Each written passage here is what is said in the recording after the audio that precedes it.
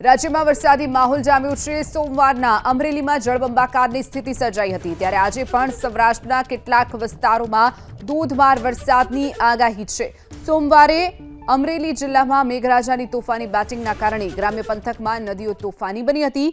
ગામમાં કેડસમાં પાણી ભરાઈ ગયા હતા, તો ધાતરવડી ડેમમાંથી પણ પાણીની આવક નદીમાં થતા 5 લોકો ફસાયા હોવાની પણ ઘટના।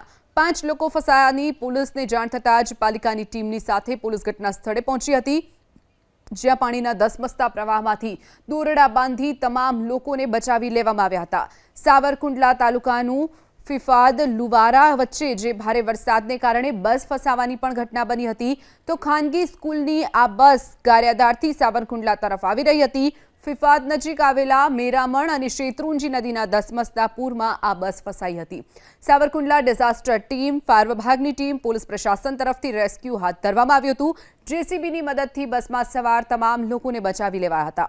અમરેલીના પીપાવાવ પોર્ટ નજીક પાણીના પ્રવાહમાં 22 શ્રમિકો ફસાયા હતા। શ્રમિકો ફસાયાની જાણ થતાં જ કોસ્ટગાર્ડ, પ્રાંત અધિકારી અને તાલુકા વિકાસ અધિકારી સહિત ઘટના સ્થળે પહોંચ્યા હતા અને ફસાયેલા લોકોનું તાત્કાલિક રેસ્ક્યુ કરાયું હતું। આ તરફ રાજુલાના ધારેશ્વર ગામ નજીક આવેલો દાતરવડી ડેમ 1 ઓવરફ્લો થયો છે। ઉપરવાસમાં ભારે વરસાદના કારણે દાતરવડી 1 ડેમ પ્રથમ વરસાદમાં જ ઓવરફ્લો થયો।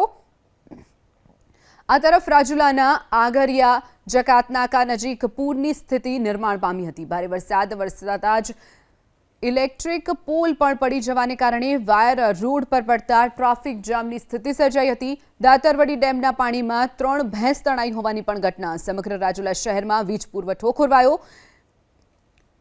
પીજીવીસીએલની ટીમે વરસતા વરસાદમાં ઘટના સ્થળે પહોંચી સમારકામની કામગીરી પણ હાથ ધરી હતી। તો આ તરફ સાવરકુંડલા તાલુકાના મેવાસા ગામે આવેલો નાની સિંચાઈ યોજના હેઠળનો મેવાસા ગામનો ડેમ પણ ઓવરફ્લો થતા 4 ગામોને એલર્ટ કરવામાં આવ્યા હતા। સાવરકુંડલા તાલુકાના મેવાસા, ફાચરિયા, પીપાવ અને વંડા ગામને એલર્ટ કરવામાં આવ્યા હતા।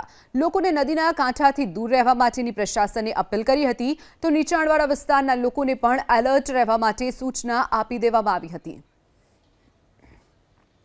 તો આગળ વાત કરીએ અમરેલીના રાજુલા તાલુકાનું ધાતરવડી ડેમનું પાણી નદીમાં આવતા જ 5 લોકો ફસાયાની ઘટના બની હતી, જેથી રાજુલા પોલીસની ટીમને જાણ કરતા જ પાલિકાની ટીમ સાથે મળી ધસમસતા પાણીના પ્રવાહ વચ્ચેથી જીવના જોખમે દોરડા બાંધી અને તમામ લોકોને બચાવી લેવામાં આવ્યા હતા।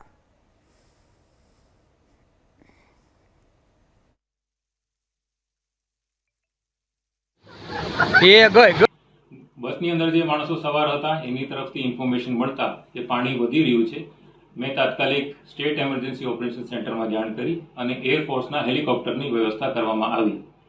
હેલિકોપ્ટર જ્યારે જામનગરથી અમરેલી તરફ આવ્યા, આ દરમિયાન જ ગારિયાધાર તરફથી 4 લોકોનું રેસ્ક્યુ કરી લેવામાં આવ્યું હતું અને એક વ્યક્તિ બસમાંથી કૂદીને એ વૃક્ષ ઉપર ચડી ગયા હતા।